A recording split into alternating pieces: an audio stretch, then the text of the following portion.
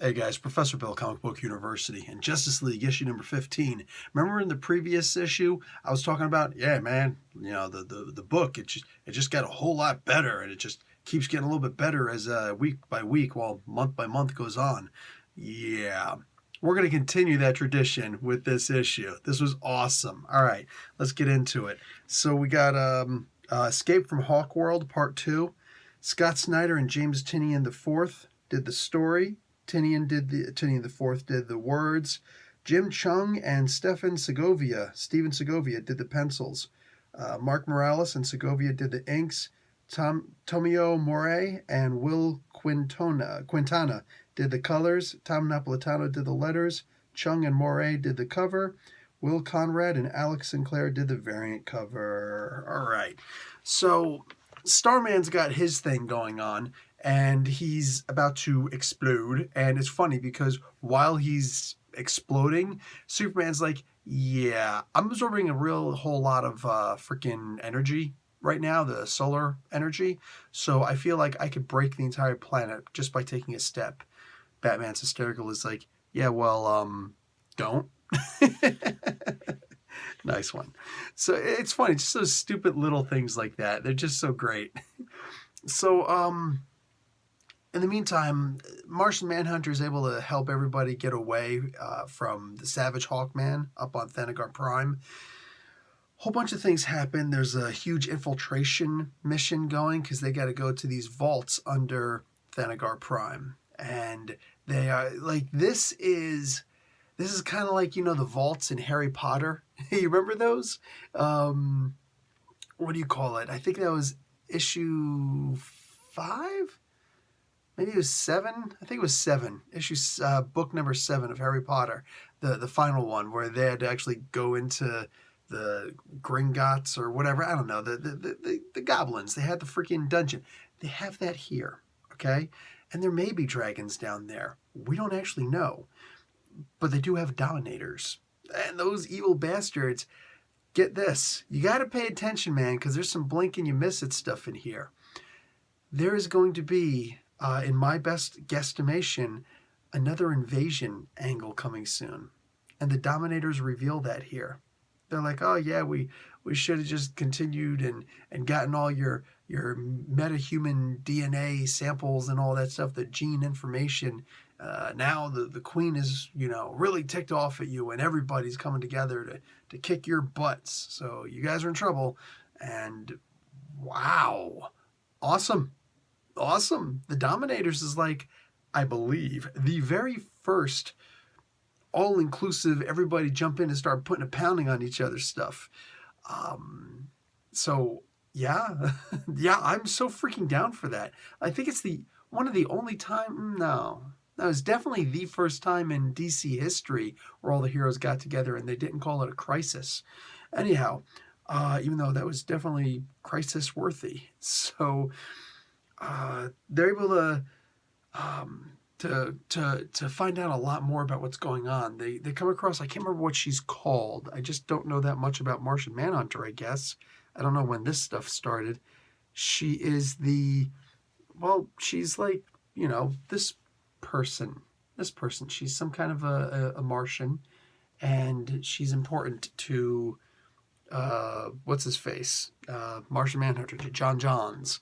So anyway, turns out that she is hooked up to, here we go, the Absorbiscon. Holy crap. So we've got a new idea of what the Absorbiscon actually is here, where it is much more powerful than what we've seen it being used as before. Granted, it was powerful enough to start the secret invasion, just saying. Well, to be the one of the main reasons for the catalyst of the secret invasion. And they're hiding a dark secret, all right? Apparently, Thanagar Prime is much weaker on the surface than they're giving admission to.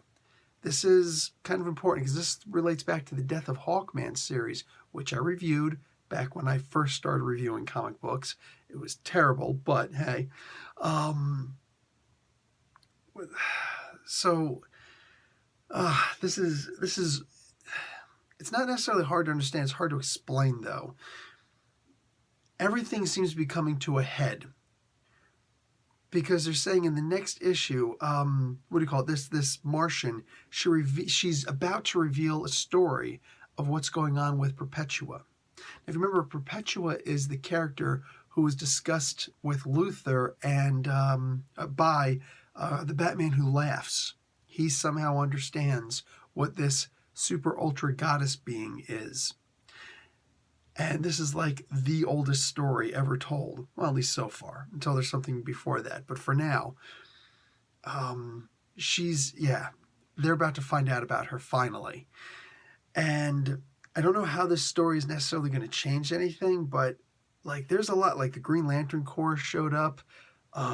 Starman is saying, yeah, I see what your friends are talking about, and this is going to be really rough on them. Is what it is. Sad day for you. There's a lot happening here, but it's organized in such a great way. And I'm not talking about like Dewey Decimal System, okay? It's not that anal, but it is organized in a way that you can easily flip through and see the things that are happening and see hints of what's about to happen in the future. I am, for the first time, excited about the future of this book. There have been times when just like, I don't know if I want to continue with the book back in the beginning, whatever. And then there are issues I'm just like, wow, this is really good. Keeps me reading, right? Keeps me coming back for, every month to get the next issue. With this issue, I'm not only excited for it, I'm excited for what's coming up next.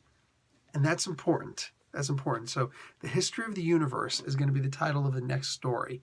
And I am so looking forward to that. What do you call it?